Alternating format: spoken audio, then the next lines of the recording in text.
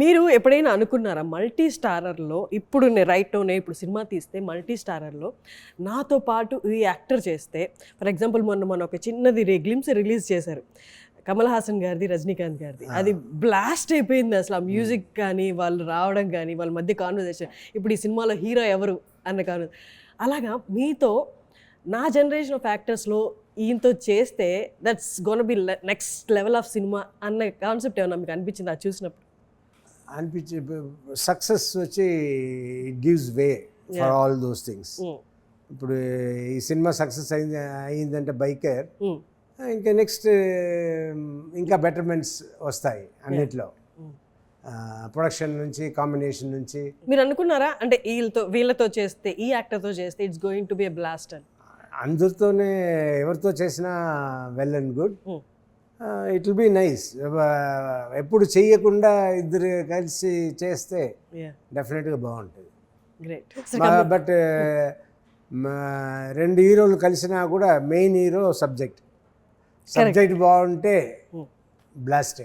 మీరు చూసుకోరా sir for example మీతో పాటు ఇంకొక సబ్జెక్ట్ మనం వింటాము, అందులో ఏదో తగ్గింది అంతవరకే మనకు తెలుసు, కానీ దాన్ని రెక్టిఫై చేయడం మన పని కాదు కదా. ఎప్పుడో ఒకసారి ఫుల్ సాటిస్ఫాక్షన్లో సబ్జెక్ట్ దొరుకుతుంది, అప్పుడు ఇట్ విల్ బి ఫన్. ఇలా బైకర్ లాగా, so it will definitely pay. Especially నాకు నచ్చిన సబ్జెక్ట్స్ అంతా సక్సెసే అయ్యింది. సార్ నాకు చిన్నప్పటి నుండి మీ మూవీస్ చూస్తున్న దగ్గర నుండి నాకు ఒక డౌట్ ఉందన్నమాట. ద వెరీ ఫస్ట్ ఇంటర్వ్యూ నేను చూసినప్పుడు అంటే సినిమాలో గొంతు వేరుగా ఉంది, ఇక్కడ గొంతు వేరుగా ఉంది, రెండు ఒకటి కాదా అని అంటే అప్పుడు సినిమాలు అంటే అసలు ఏంటో తెలియదు కాబట్టి ఫస్ట్ టైం వెరీ అంటే ఇది కాదా అన్నట్లు అనిపించింది. ఈ మూవీకి స్పెషల్ గొంతే సాయి కుమార్ గొంతే. సాయి కుమార్ గారేనా? ఆయన బాడీ అంటే ఆయన వాయిస్ నా బాడీకి ఇంకా ఎక్కువ సూట్ అయ్యేలా అనిపిస్తుంది. అవును అవును. సో అది వందే మాత్రంలో టి కృష్ణ గారు స్టార్ట్ చేశారు. అప్పుడు నాకు ఇంకా తెలుగు ఇంకా బ్యాడ్గా ఉంటుంది.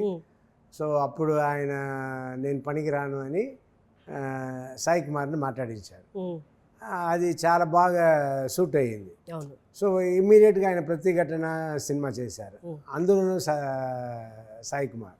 అలా అరుణ కిరణం, రేపటి పవర్లు అని ఒక్కొక్క సినిమా సాయి కుమార్ కంటిన్యూ అవ్వడం ఇప్పటి వరకు సాయి కుమారే. ఒకవేళ సాయి కుమార్ ఏదైనా వర్క్లో బిజీగా ఉంటే మీరు ఫోన్ చేసి మాట్లాడుతుంటారా?